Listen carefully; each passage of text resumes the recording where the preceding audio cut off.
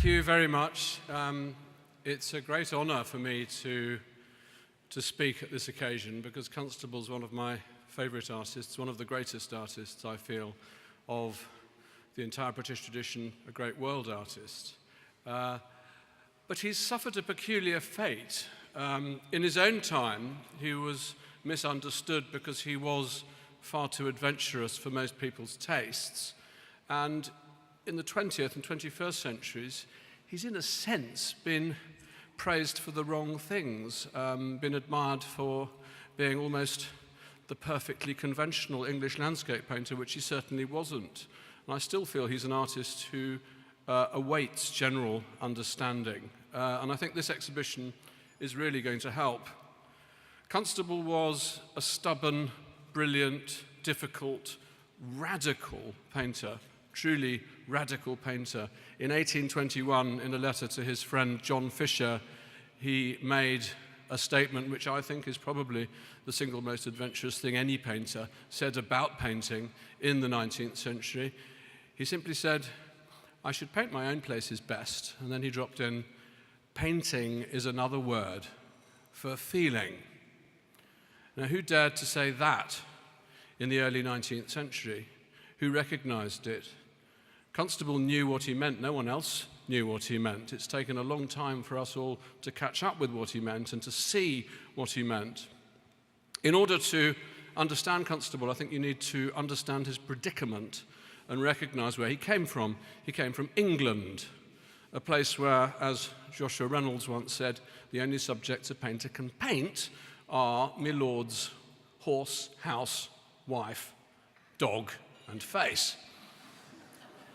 In other words, the range of subjects that are acceptable in this country was very, very limited. So the great British artists all had to do incredible things with the lower genres of art. Stubbs with animal painting, Turner and Constable took landscape painting, the lowest of the low. Not really an art form at all in the minds of many teachers of art in the 19th century, just a form of painted photographic record of a place. They took that genre and made it profound, made it deep.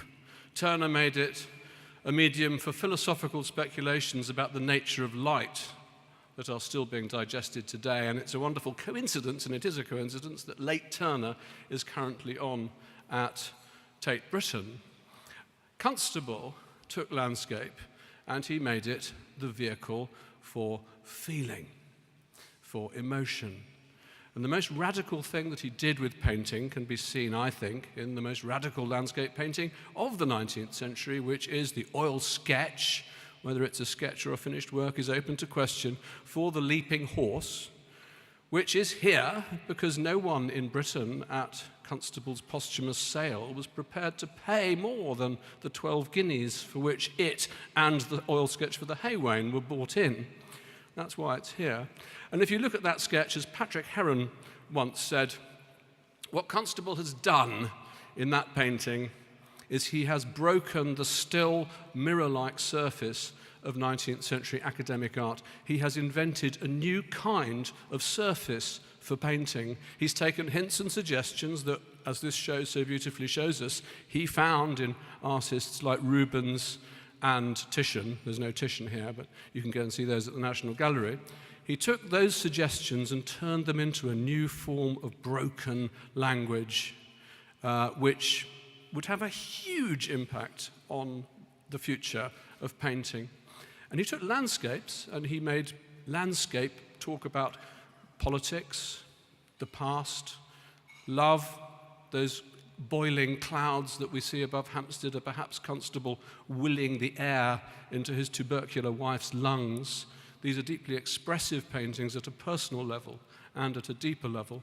Constable, when he paints Salisbury Cathedral, is meditating on perhaps the future of the Anglican Church in England, the nature of the political landscape as well as the landscape that we can actually see.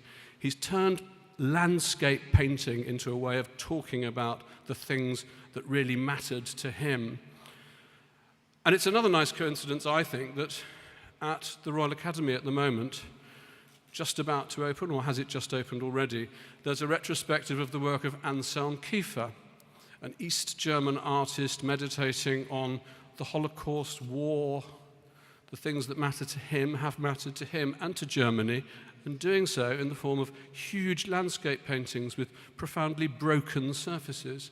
Kiefer is, of course, an admirer of the work of Constable. So I think it's a wonderful time for this exhibition to be happening. There are some wonderful connections to be made.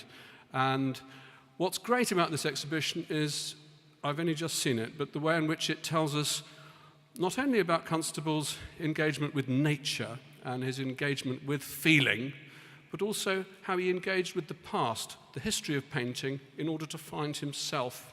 It's a tricky balancing act. It's been managed beautifully, and I really hope you enjoy the exhibition.